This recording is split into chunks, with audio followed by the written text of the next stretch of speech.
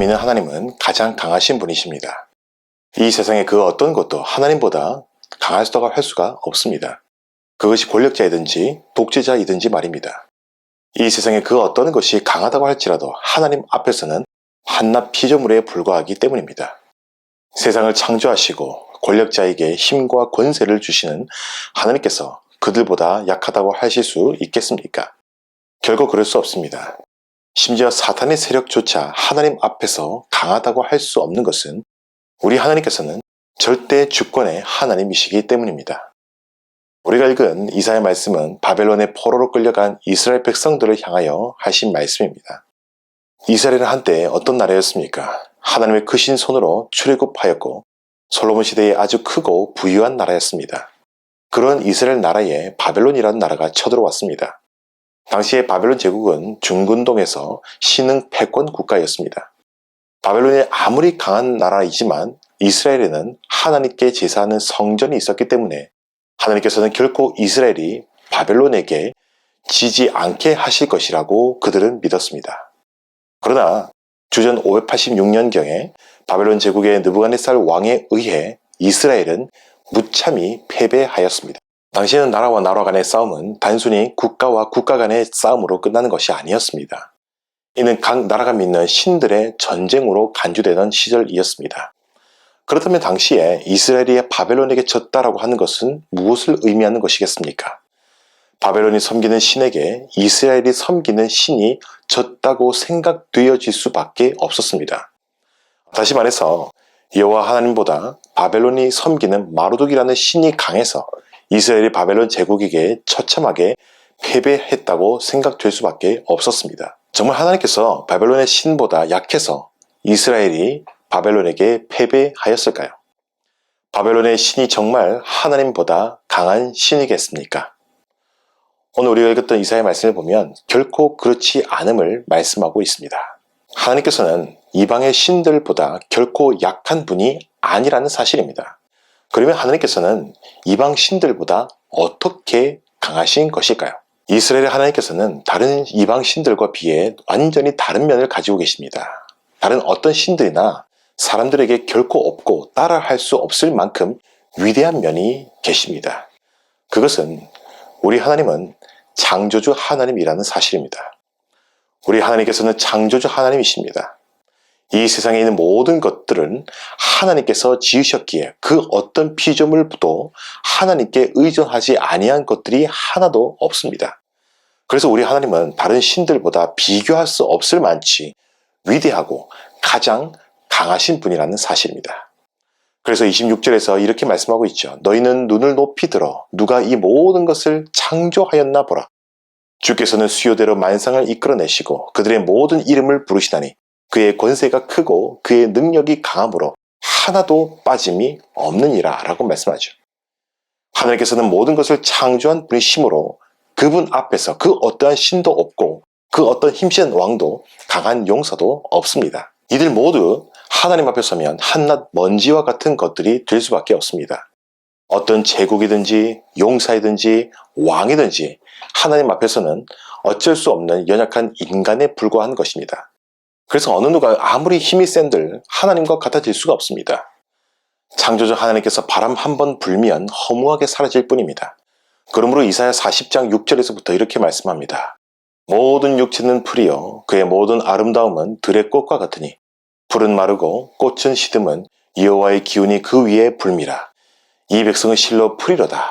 풀은 마르고 꽃은 시드나 우리 하나님의 말씀은 영원히 서리라 하라. 그 옛날 당시 중동 사막에는 5월이면 동쪽에서 불어오는 함진이라고 하는 바람이 있었다고 합니다. 이 중동의 바람은 너무 건조한 바람이라서 이 바람이 한 번 불기 시작하면 48시간 이내에 모든 풀이 말라서 갈색으로 변했다고 합니다. 이 바람이 하나님이시라면 이 바람 때문에 누렇게 말라 비틀어지는 풀과 꽃은 이 세상에서 제 아무리 강하다고 하는 나라와 왕들을 가리키는 것입니다. 이 세상의 그 어떤 강한 피조물도 감히 창조주 하나님을 이길 수 없습니다. 이토록 강하신 하나님, 천지를 그분의 말씀과 능력으로 창조하신 하나님께서는 이스라엘을 반드시 구원하실 수 있으시다고 오늘 성경에서 말씀하고 있는 것입니다. 다시 말해 하나님께서 구원하심은 하나님께서 창조주이시기 때문에 가능하다는 겁니다. 왜 그렇습니까? 왜냐하면 구원한다라고 하는 것은요, 다른 말로 하면 새롭게 만드는 것을 의미하기 때문입니다. 하나님께서 구원하시는 것은 이 세상을 창조하신 능력으로 새로운 창조, 새 창조를 하시겠다는 것을 의미합니다.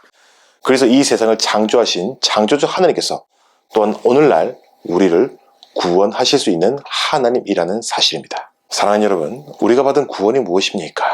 우리가 받은 구원을 한번 생각해 보십시오. 어떤 분들은 우리가 구원받은 것을 우리가 믿는 행위를 해서 그 행위에 대한 보상으로 구원받았다고 잘못 생각하는 사람들도 있습니다. 그러나 이것은 잘못된 생각입니다.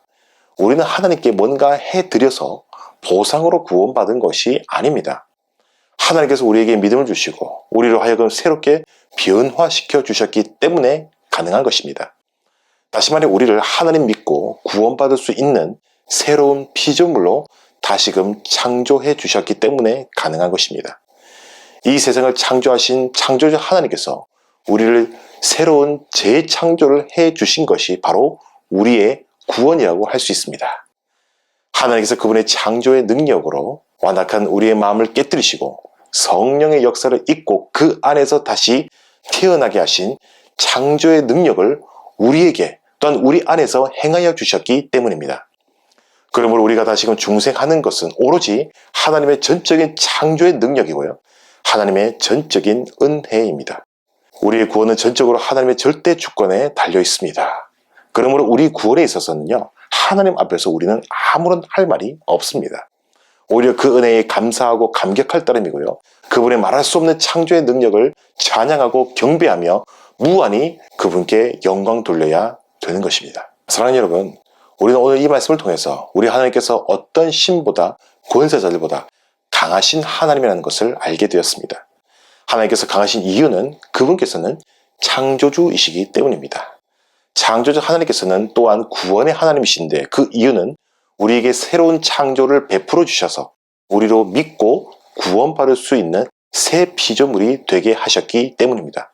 한마디로 거듭나게 하신 것입니다. 그러면 우리는 어떻게 해야 할까요? 오늘 말씀의 결론에서 이렇게 명령하고 있습니다. 오직 여호와를 앙망하라.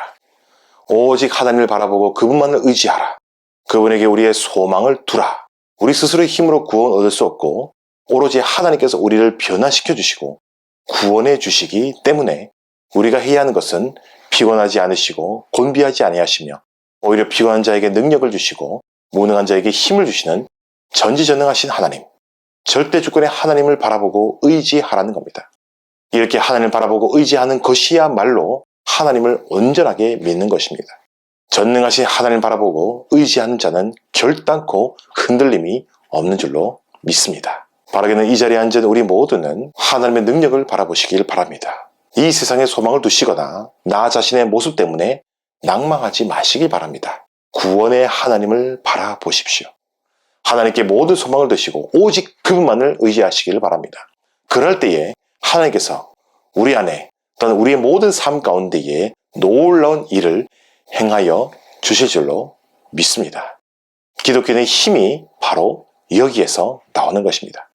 오직 하나님만 앙망하시고 오직 하나님만을 의지하시고 오직 하나님 때문에 모든 힘든 역경들을 믿음으로 감당하며 믿음으로 이겨내며 이 세상에 승리하며 살아갈 수 있는 저와 여러분 될 수 있기를, 그러한 믿음의 용사가 될 수 있기를 주 예수 그리스도의 이름으로 간절히 축원드립니다.